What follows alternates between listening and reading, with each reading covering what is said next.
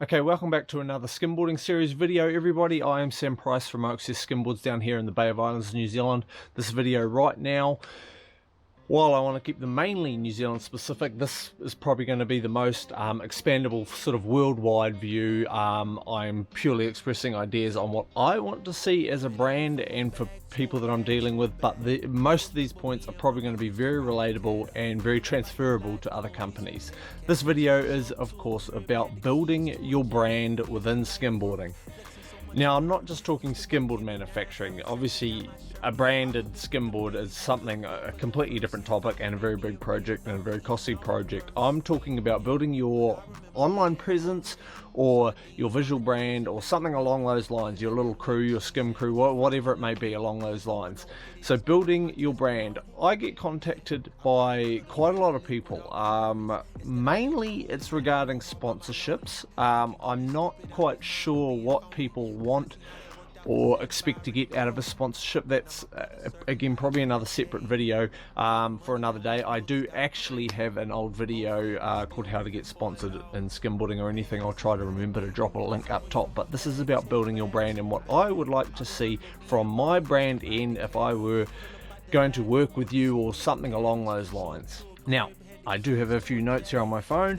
In terms of a brand, now I sort of look at a lot of things a lot of way. I've always wanted for my own interests and things, I've always been motivated not by money but by being able to do things more, like in order to be able to go skimboarding more often. For instance, if you wanted to do it every day, for the most people, unless you have rich parents or a trust fund or something, you're going to need to earn money out of it. And this is why I set up Access all those years ago. It was to be able to skim more by earning money out of skimboarding.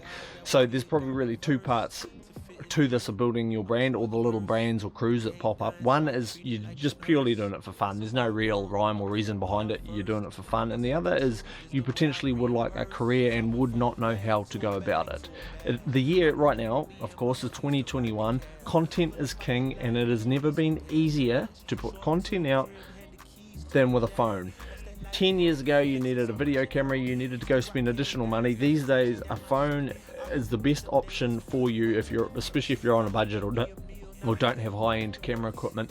And by content is king, because you need to be visible. The biggest thing within building a crew or getting a sponsorship or anything like that is you need to be visible.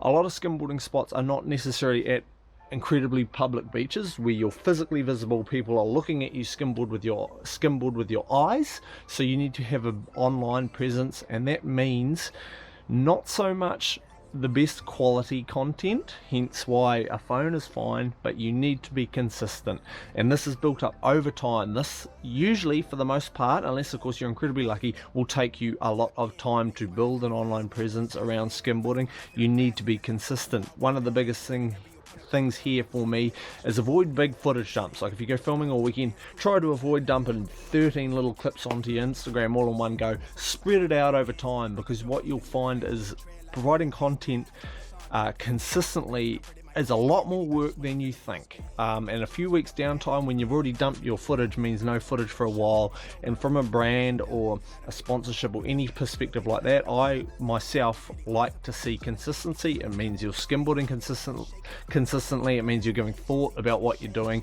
and it means there potentially may be some worth from a brand or sponsorship end.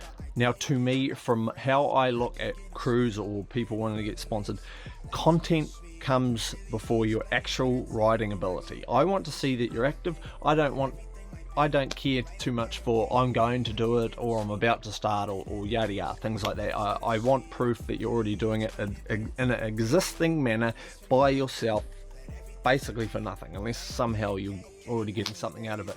And then of course it comes back to your actual riding ability. Now, this seems to be the biggest struggle I've had here in New Zealand, is that people wanting to get sponsored and then applying to me in a very poor way. Again, well, there is that card up top about how to get sponsored. Your riding ability, whilst not being the most important thing, is still very important. There's so much content online, and I think a lot of people need to actually judge and grade themselves according to what is floating around online.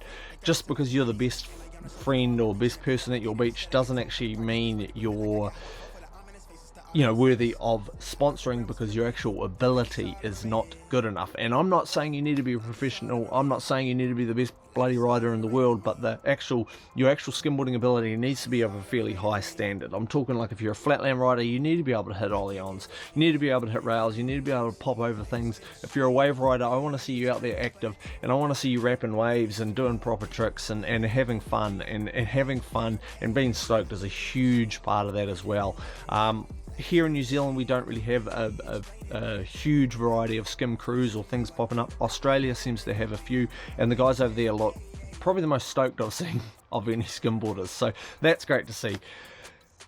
That's really it. As far as building your brand, myself, it is content, and just get going. Don't worry about too much. If you're doing it for fun, just do it for fun, and don't worry about it too much. If you're trying to, the end goal is basically to get a career or earn money out of it, or somehow move forward even against your parents' best advice, saying that a career in skimboarding is not a thing. It potentially can be if done right, and it is going to take a lot of work for a lot of time for not a lot of money. I hope that helps. This is just another part of my skimboarding series video. I am trying to drop these weekly. I do want to keep them fairly New Zealand specific, although this video is not. This, I would think, transfers to most or all of the world pretty easily. Feel free to drop any comments down below, and check out my links below. I do ship worldwide for all boards, from cheaper wooden boards, cheaper, very high performing wooden boards, all the way through to carbon fiber wave boards. That's it for this video. I am Sam Price. I will see you at the beach.